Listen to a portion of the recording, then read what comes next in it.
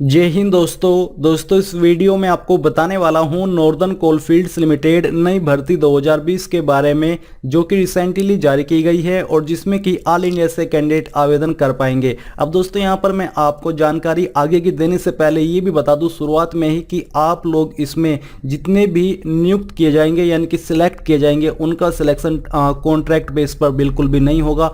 आपका selection permanent base पर किया जाएगा। सभी की सभी पोस्ट रेगुलर होने वाली है, इसलिए अगर आपके मन में डाउट है कि ये भर्ती कॉन्ट्रैक्ट बेस तो नहीं है तो वो आप निकाल दीजिए। आपकी परमानेंट पोस्टिंग इन पोस्ट पर सिलेक्ट हो जाने के बाद होने वाली है। तो आप इस वीडियो को देखते रहिए, मैं आपको इसके बारे में पूरी जानकारी देने वाला हूं, जिससे कि आपके जितने भी डाउट है वो क्लियर हो। साथ ही जो भी आपके पास क्वालिफिकेशन है वो आपको आगे दी जाने वाली जानकारी से मैच कर लेनी है। अगर आपको किसी भी पोस्ट पर लगता है कि मेरी जानकारी इस पोस्ट पर मैच होती है तो आप उसी पोस्ट पर अप्लाई लिंक एक्टिवेट हो जाने के बाद अप्लाई कर लीजिएगा।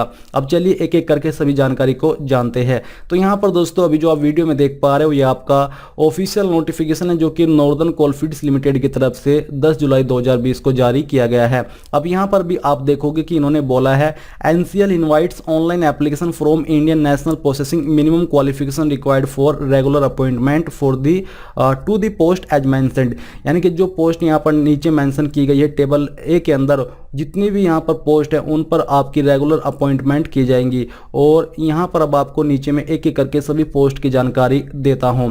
तो जो आपकी सबसे पहले सुपरवाइजरी पोजीशंस है, इसके अंदर आपकी पोस्ट आती है assistant foreman ENT training grade C और assistant foreman mechanical training grade C. तो यहां पर आप एक एक करके चेक कर सकते हो कि आपसे क्या क्वालिफिकेशन मांगी है।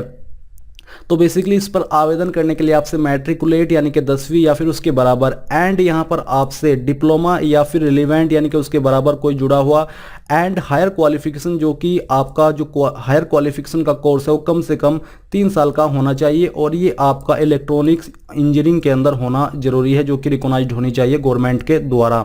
अब ये यहाँ पर आपने क्लियर कर लिया 10वीं प्लस या तो डिप्लोमा या फिर डिग्री, और जो आपका डिसिप्लिन है वो ये होना चाहिए और कोर्स का जो ईयर है वो कम से कम आपका 3 साल का रहना चाहिए। फिर इसी प्रकार से जो आपके असिस्टेंट फोरमैन की पोस्ट है इस पर आवेदन करने के लिए आपसे 10वीं, साथ ही जो आपकी डिप्लोमा या डिग्री है वो मैकेनिकल इंजीनियरिंग के अंदर होनी चाहिए। फिर आती है आपकी टेक्नीशियन पोजीशन, यानी कि इसके अंदर जो आपकी पोस्ट है वो आप देख लीजिए। तो यहाँ पर टेक्नीशियन फिटर ट्रेनिंग कैटेगरी 3, तो इसमें भी आवेदन करने के लिए आपसे 10वीं पास, साथ ही आपसे ITI 2 ईयर कोर्स यानी कि जो आपकी ITI है जो कि आपकी फिटर ट्रेड के अंदर होनी चाहिए, along with certificate issued by NCVT। यानी कि जो आपका ITI का सर्टिफिकेट इश्यू किया गया है वो या तो NCVT के द्वारा होना चाहिए या फिर SCVT के द्वारा, और कोर्स आपका कम से कम 2 साल का 2 ईयर का होना चाहिए, and minimum 1 year apprenticeship training certificate issued by. और साथ ही दोस्तों आपके पास एक तो हो गया 2 इयर्स की ITI का कोर्स और दूसरा आपके पास 1 साल का अप्रेंटिसशिप ट्रेनिंग सर्टिफिकेट भी होना चाहिए, जो कि इश्यूड होना चाहिए NCVT SCVT के अंडर अप्रेंटिसशिप एक्ट 1961। यानी कि अगर आपने कहीं किसी से अप्रेंटिसशिप की है 1 ईयर की तो आप इसमें पूरी तरीके से एलिजिबल हो जाओगे आवेदन करने के लिए। इसी प्रकार से नेक्स्ट पोस्ट है आपकी टेक्नीशियन इलेक्ट्रीशियन की, तो इस पर भी आवेदन करने के लिए आपसे 10वीं पास की योग्यता और इसी प्रकार से ITI के कोर्स मांगे जो कि इलेक्ट्रीशियन ट्रेड के अंदर होना चाहिए, और साथ ही आपसे ट्रेड सर्टिफिकेट भी मांगा है अप्रेंटिसशिप का। अब नीचे आती है आपकी टेक्नीशियन टर्नर की, तो इस पर भी आपसे 10वीं पास की योग्यता। दूसरा यहाँ पर ITI का आपका 2 साल का कोर्स टर्नर ट्रेड के अंदर, और तीसरा यहाँ पर आपके पास अप्रेंटिसशिप ट्रेनिंग का सर्टिफिकेट होना चाहिए उसी ट्रेड के अंदर। फिर टेक्नीशियन मैकेनिस्ट की पोस्ट, इस पर भी आवेदन करने के लिए आपसे 10वीं पास और साथ ही ITI की योग्यता मैकेनिस्ट ट्रेड के अंदर होनी चाहिए, और आपके पास इसके अलावा अप्रेंटिसशिप का जो आपका मैकेनिस्ट ट्रेड है इसके अंदर सर्टिफिकेट भी होना चाहिए। टेक्नीशियन वेल्डर ट्रेनिंग कैटेगरी 2 के लिए यहाँ पर 10वीं पास और ITI की योग्यता मांगी है वेल्डर ट्रेड के अंदर, और तीसरा यहाँ पर आपसे सेम जानकारी मांगी है यानी कि अप्रेंटिसशिप का सर्टिफिकेट भी आपके पास होना चाहिए। अब दोस्तों यहाँ पर नीचे आते हैं और ज़रूरी जानकारी जान लेते हैं। तो यहाँ पर दोस्तों अगर बात करें इसकी इंपॉर्टेंट डेट की, तो इसमें आप लोग 25 अगस्त 2020 तक आवेदन कर पाओगे। नीचे यहाँ पर दोस्तों जान लेते हैं पोजीशंस एंड वैकेंसीज, यानी कि किस पोस्ट के लिए कितने पद निकाले हैं और वो पोस्ट किस कैडरे के अंदर रखी गई है।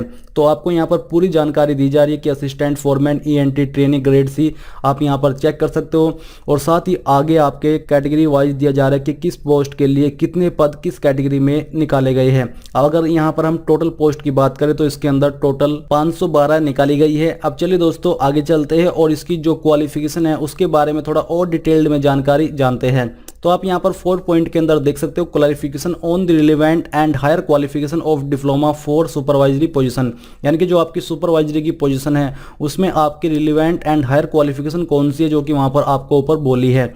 तो यहाँ पर दिया जा रहा है कि essential required diploma in engineering, तो आपके पास ये तो जरूरी होना चाहिए। और अगर हायर क्वालिफिकेशन की बात करें तो यहाँ पर आपके सामने अगर आपने अपनी जो डिप्लोमा है या फिर डिग्री है इनमें से किसी एक डिसिप्लिन के साथ भी की है तो आप तब भी आवेदन करने के लिए एलिजिबल। और यही यहाँ पर इन्होंने एक्सप्लेन किया है, क्योंकि कई बार ये होता है कि सर इन्होंने बोल दिया कि रिलेवेंट है, तो कौन सी क्वालिफिकेशन रिलेवेंट मानी जाएगी या फिर हायर क्वालिफिकेशन मानी जाएगी। इसलिए इन्होंने यहाँ पर आपको एक्सप्लेन किया है कि मान लीजिए ये तो उन्होंने आपसे मांगी है ऑफिशियल रूप से, बट अगर आपके पास कोई हायर क्वालिफिकेशन है और वो क्वालिफिकेशन इन ब्रांचेस में है तो आप लोग तब भी इस पोस्ट पर आवेदन करने के लिए एलिजिबल हो। फिर यहाँ पर आते हैं not eligible branches for diploma B.Tech, अगर आप इन ब्रांचेस से हो तो आप इस पर आवेदन करने के लिए एलिजिबल हो, एलिजिबल नहीं हो क्योंकि ये इस कैटेगरी के अंदर इन्होंने नहीं रखी है। बस वही लोग आवेदन कर सकते हैं जिनके पास ये क्वालिफिकेशन है और इसके अलावा रिलेवेंट में ये वाली क्वालिफिकेशन है, वो लोग इस पोस्ट पर आवेदन कर सकते हैं। इसी प्रकार से जो आपके assistant foreman mechanical training grade C की पोस्ट है इस पर engineering degree in mechanical engineering ये आपके पास अगर है तो आप आवेदन कर सकते हो। फिर यहाँ पर दोस्तों नीचे आते हैं और जानते हैं आपकी और अन्य जानकारी जो कि यहाँ पर दिया जा रहा है कि the training period and scale of pay for the position are given at table, यानी कि आपको स्केल ऑफ पे क्या दिया जाएगा वो आप यहाँ पर देख लीजिए। पोस्ट वाइज आपको बताया जा रहा है कि entry level grade and pay scale as पर JBCCI 10 ड्यूरिंग ट्रेनिंग। तो यहाँ पर जो आपका minimum of monthly rated grade C basic रुपये 31,852.56 पर मंथ ये आपको दिया जाने वाला है ट्रेनिंग के दौरान 1 ईयर, और उसके बाद ये आपकी सैलरी बढ़ा दी जाएगी। आप यहाँ पर पोस्ट वाइज सभी का अमाउंट जान लीजिए कि आपको ट्रेनिंग के दौरान कितने रुपए यहाँ पर मंथली मिलने वाले हैं। अब दोस्तों नीचे आते हैं और यहाँ पर बात कर लेते हैं एज लिमिट के बारे में। तो जो आपकी मिनिमम एज लिमिट है वो 18 साल की रहने वाली है और यहाँ पर जो आपकी अपर एज लिमिट यानी कि मैक्सिमम एज लिमिट है वो 30 साल की होने वाली है। बट इसके अलावा गवर्नमेंट रूल्स के अकॉर्डिंग SC/ST कैंडिडेट को 5 साल की छूट दी जाएगी, OBC NCL सेंट्रल लिस्ट को 3 साल की छूट दी जाएगी, और जो विकलांग है और UR से है यानी कि अनरिजर्व्ड है यानी कि जनरल है तो उनको 10 साल की छूट दी जाएगी, और जो लोग विकलांग है प्लस OBC है उनको 13 साल की छूट दी जाएगी, और जो विकलांग है और प्लस SC/ST कैंडिडेट है उनको 15 साल की छूट आयु सीमा के अंदर दी जाएगी। और ये जो आपकी एज काउंट की जाएगी चाहे मिनिमम हो या फिर मैक्सिमम हो वो आपकी 25 अगस्त 2020 तक काउंट की जाएगी। अब यहाँ पर थोड़ा और नीचे आते हैं और एप्लीकेशन फीस के बारे में भी जान लेते हैं। तो यहाँ पर दोस्तों जो एप्लीकेशन फीस रखी गई है अनरिजर्व्ड यानी कि UR या फिर इसको आप जनरल बोल सकते हो, OBC और इकोनॉमिकली वीकर सेक्शन के लिए वो ₹500 है, और SC/ST विकलांग एक्स सर्विसमैन डिपार्टमेंटल कैंडिडेट के लिए कोई भी एप्लीकेशन फीस नहीं है। ये कैटेगरी कैंडिडेट बिल्कुल फ्री में इस फॉर्म को भर सकते हैं, बट इन कैटेगरी कैंडिडेट को आवेदन करने के लिए ₹500 फीस देनी होगी जो कि आप ऑनलाइन माध्यम से जमा कर सकते हो। अब ये आपने यहाँ से जानकारी जान ली है। सिलेक्शन प्रोसेस की अगर बात करें तो यहाँ पर दिया जा रहा है कि eligible candidates meeting the minimum eligibility criteria as on the crucial date as specified under the notification will be required to appear for written test. The selection will be based on a candidate relative score in the written test.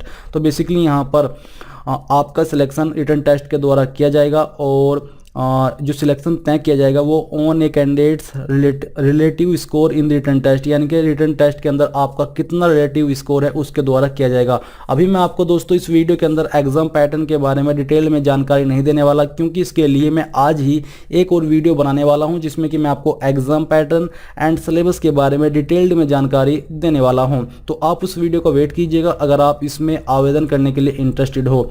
अब यहाँ पर नीचे आते हैं और नीचे आकर के मैं यहाँ पर आपको जो इसकी इंपॉर्टेंट डेट्स है वो भी एक बार फिर से कंफर्म करा देता हूँ। तो आप यहाँ पर देख लीजिए इंपॉर्टेंट डेट्स के अंदर दिया जा रहा है आप लोग इसमें 3 अगस्त 2020 से लेकर, जो कि आप लोग रात के 12 बजे से लिंक एक्टिवेट हो जाएगा। अगर इन्होंने टाइम से एक्टिवेट कर दिया रात को, तो मैं आपके लिए रात को ही फॉर्म फिलअप की वीडियो बना दूंगा। इसी प्रकार से आप लोग यहाँ पर जो आवेदन कर पाओगे वो आप 25 अगस्त 2020 रात 11:45 बजे तक आवेदन कर सकते हो। और जो आपकी अन्य डेट है वो अभी इन्होंने इश्यू नहीं की है, वो टाइम टू टाइम आपको इश्यू कर दी जाएगी।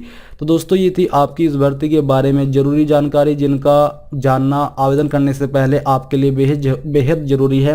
पर फिर भी यहाँ पर जितनी भी जानकारी मैंने आपको दी है, अगर आपको लगता है कि कहीं पर कोई जानकारी आपको समझ नहीं आई और आप उसके बारे में और अच्छे से जानना चाहते हो, या फिर आपका कोई भी डाउट है जो कि इस वीडियो को देखने के बाद भी क्लियर नहीं हो पाया है, तो आप मुझे बेझिझक होकर के कमेंट कर सकते हो और मैं जितनी जल्दी कोशिश हो सके आपको आंसर करने की कोशिश करूंगा, जिससे कि आपका जो डाउट है वो क्लियर हो और आपका जो इंटरेस्ट है इसमें आवेदन करने का वो बना रहे। बट आप एक बार कमेंट करके जरूर पूछिएगा अगर आपका कोई डाउट है। ऐसा मत सोचिए कि मैंने कमेंट कर दिया और मुझको रिप्लाई नहीं मिलेगा। आई होप आपको रिप्लाई 100% मिल जाएगा। और इस वीडियो के लास्ट में मैं आपसे यही कहना चाहूँगा कि प्लीज़ आप इस वीडियो को लाइक, शेयर और साथ ही साथ आपके अपने यूट्यूब चैनल ज्ञानदेव होस्ट को सब्सक्राइब कर ले, और सब्सक्राइब करने के बाद बेल के आइकन को दबा दे ताकि आपको आगे आने वाली वीडियोस के नोटिफिकेशन सबसे पहले मिल पाए। जय हिंद दोस्तों।